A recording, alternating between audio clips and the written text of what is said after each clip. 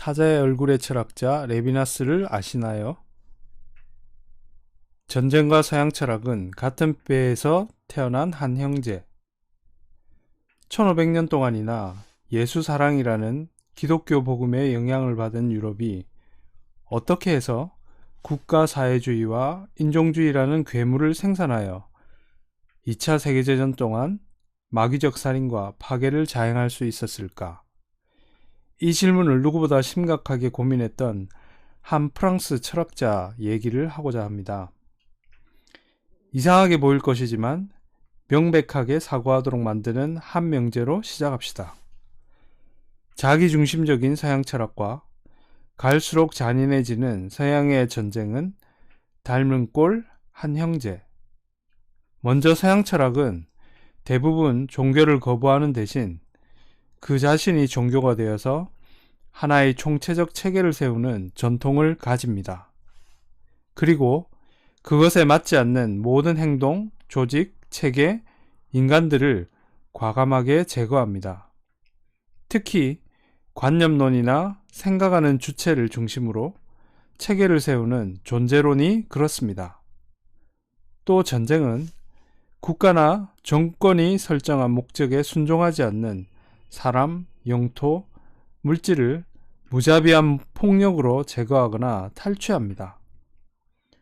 폭력성에 있어서 서양 철학이나 전쟁은 동일하기 때문에 같은 배에서 태어난 한 형제와 같다고 할 수 있습니다. 이렇듯 서양 철학이 근본적으로 인간을 전체 사회나 조직의 일부분으로 보는 전체주의적 철학이었다고 주장하면서 이에 반대해서 개별 인간의 존엄성과 타자에 대한 책임을 주장한 사람이 바로 임마누엘 레비나스입니다.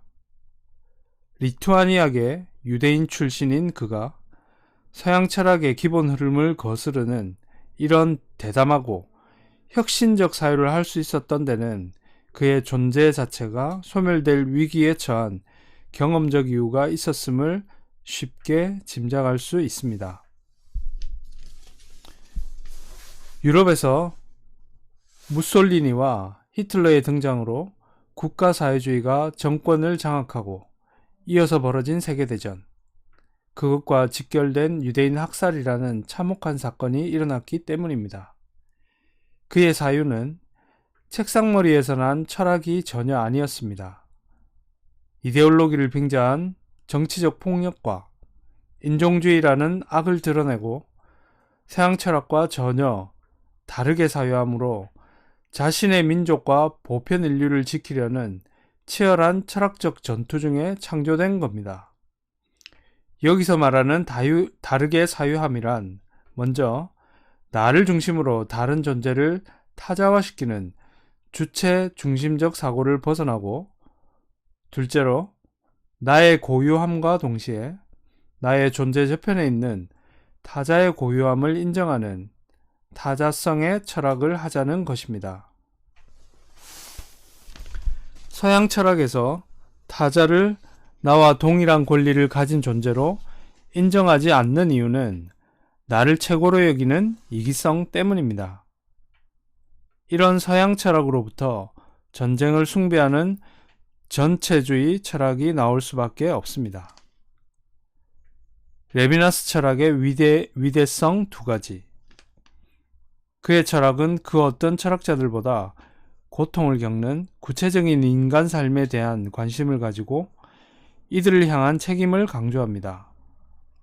그는 전통적 서양 철학처럼 나를 절대화하지도 다른 인간들을 과학의 대상으로 대상화시키지도 않고 대신 인간의 의미를 이웃과 타인에 대한 관계에서 찾으려고 합니다.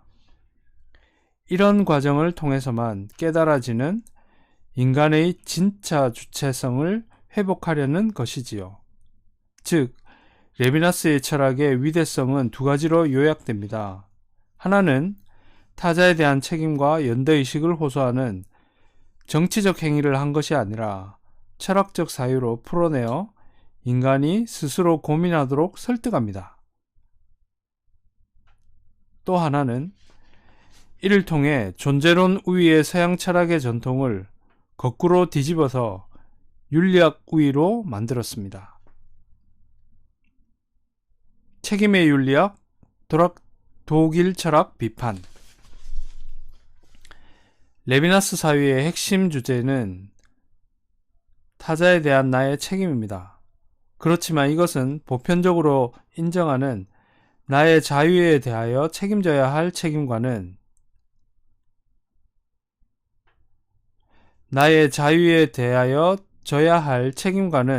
전혀 다른 개념입니다. 단지 내 삶을 내가 책임을 진다는 의미일 뿐이어서 다른 사람에 대한 윤리적 차원의 의미를 가지지 않습니다. 나의 행동의 윤리적 의미는 타인을 위한 책임을 질 때 성립합니다. 주로 근대 독일 철학에서 발견하는 1인칭 절대성의 관점으로 보아서 타자는 나의 존재를 유지하기 위한 도구일 수밖에 없습니다. 이렇게 나와 나의 목적을 위한 수단으로 타인을 삼는 것이 극단적으로 발전된 형태가 바로 나치즘, 일본 중심주의와 같은 종족주의입니다. 같은 가족, 민족, 나라, 종교 안의 사람만 받아들이고 그 외에는 모조리 타자란 도구로 배제하거나 이용하는 대상으로 삼아버립니다. 이것은 결국 개인 중심주의라는 욕망이 민족적 차원으로 발전된 형태, 민족과 국가 간의 폭력, 갈등, 전쟁의 원인이 됩니다. 결국 역사의 본질은 만인을 위한 만인의 전쟁이 되고 여기에는 타인에 대한 책임이 불가능하며 윤리가 들어설 자리도 없습니다. 그러면 나의 존재를 유지 확대하려는 인간의 본능적 차원을 넘어서 타인에 대해 책임지는 삶으로 방향을 바꿀 가능성이 어디에 있을까요? 첫 번째, 그는 이 가능성을 나의 존재를 유지하는 것과 나의 내면에서 찾지 않습니다. 대신 나의 존재 바깥인 타인과 만나는 윤리적 사건에서 찾습니다. 그가 말하는 윤리적 사건이란 타자가 얼굴로 출현하는 사건입니다. 이 얼굴은 흔히 생각하는 육체적 얼굴과는 다릅니다. 세계 안에는 어떠한 지시하는 근거를 찾을 수 없는 한 인간 실존을 그대로 보여주는 얼굴입니다. 종교적으로 비유하자면 일종의 계시 같은 것으로 갑자기 번쩍 하면서 어떤 특정한 상황 속에서 일어나는 사건과 같은 겁니다. 둘째는 이어서 타인은 이렇게 얼굴로 나타나서 말을 건네옵니다. 단순 차원의 대화가 아니라 너는 나를 죽이지 말아다오 라는 일종의 정언명령과 같은 구체적인 말입니다. 이렇게 타인은 자기 방어가 도무지 불가능한 비참한 상황에서 신체적, 도덕적 우월성을 상실한 얼굴로 나에게 호소합니다. 이 만남과 말에 정당하게 반응하여 행동하는 것이 바로 타자와 윤리적 관계를 맺고 이를 환대하고 책임지는 삶을 사는 것입니다. 무한자를 향한 주체성, 프랑스 철학 비판. 그런데 레비나스는 이렇게 주체 중심주의적 관념론 철학 전통에 대해서뿐 아니라 정반대로 주체를 해체하고 파괴하는 2차 세계대전 이후의 프랑스 철학에 대해서도 비판적입니다. 왜냐하면 그것이 개인의 인격성, 타자성, 인간 존엄성의 상실로 이어지기 때문입니다. 그는 대안으로 나로 환원되지 않는 타자를 강조하여 나의 세계라는 전체 속에 귀속되지 않는 무한자라는 개념을 제시합니다. 이는 데카르트로부터 직접 빌려와서 새로운 생명을 불어넣은 용어입니다. 무한자란 인간의 의식과 관계하면서도 항상 이 의식을 초월하는 존재입니다. 그의 무한자는 초월적 영원한 세계가 아니라 오히려 역사 현실의 부당함과 그것에 대한 나의 책임에 주목합니다. 타인의 얼굴을 가진 무한자를 깨닫는 사건은 폭력과 지배를 깨뜨리는 역사적 사건이며 의식에 충격을 가져오는 사건입니다. 더 나아가 역사를 다시 생각하고 변혁할 가능성까지 열어줍니다. 그러면 타인을 위해 나는 완전히 포기되고 타인을 위해서만 존재하는가? 라는 질문이 즉각 듭니다.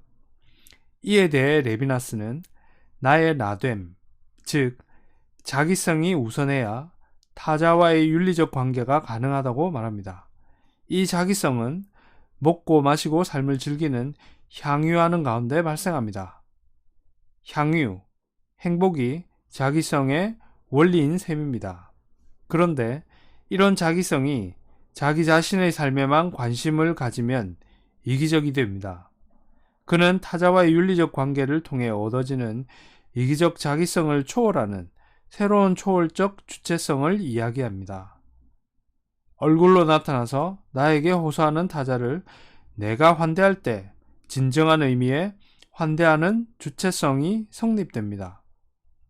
이것이 레비나스가 말하는 무한자를 통한 주체성입니다. 즉, 인간은 향유를 통해서 이기적 자기성을 가지지만 이기성을 초월하는 계기가 바로 타자의 출현이고 이런 타자를 환대할 때 비로소 나는 새로운 초월적 주체성을 가진다는 겁니다. 유대인 레비나스는 팔레스타인인을 그가 말하는 타자로 볼 수 없는가? 그러면 초월적 주체성을 위해 이타적 행위를 할 마음이 자신 속에 있지 않다면 이게 가능할까요? 그의 대답은 이렇습니다. 약자인 타자가 얼굴로 내게 다가와 말을 걸 때 내 속에 일종의 이타심이 창조되고 실행하려는 욕망을 추구하게 됨으로써 가능하다고 말합니다. 이런 욕망은 형이상학적 욕망이며 윤리적 욕망입니다. 여기서 레비나스에게 하나의 질문을 던져봅시다.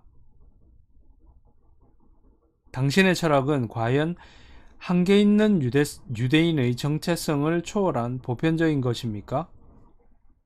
레비나스가 유대인 말살과 개인 멸절이라는 절박함 앞에서 타자에 대한 책임에 대해 사유했습니다. 그렇다면 이 사유의 완성을 위해서는 자신이 유대인이라는 정체성을 넘어서야 하며 그럴 때 이 사유가 진정한 보편적 가치를 가집니다. 왜냐하면 타자에 대한 책임을 강조하게 된 동기가 약자인 유대민족과 철학자 자신을 향한 것이었기 때문입니다. 만약 그가 독일 주도하에 유럽에 살았던 독일인으로서 약자를 불쌍히 여기는 사유를 하자고 주장하고 실천했다면 말이 됩니다.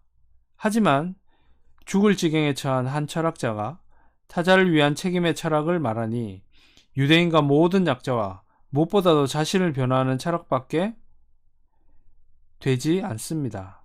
따라서 팔레스타인인들을 폭력과 전쟁으로 무자비하게 내쫓고 예루살렘에 새 시온을 건설하자는 종교적, 세속적 시오니즘이라는 환상을 향해 철학적으로 어떤 호소도 하지 못하게 되었습니다. 21세기에 유대인들은 결코 약자가 아니라 오히려 그들에게는 천국과 같은 미국 그리고 현대국가 이스라엘을 통해 세계 곳곳에서 물질적 풍요를 향유하는 최강자에 속하며 마음만 먹으면 얼마든지 전쟁, 폭력을 적극적으로 행할 수 있고 또 행하고 있습니다.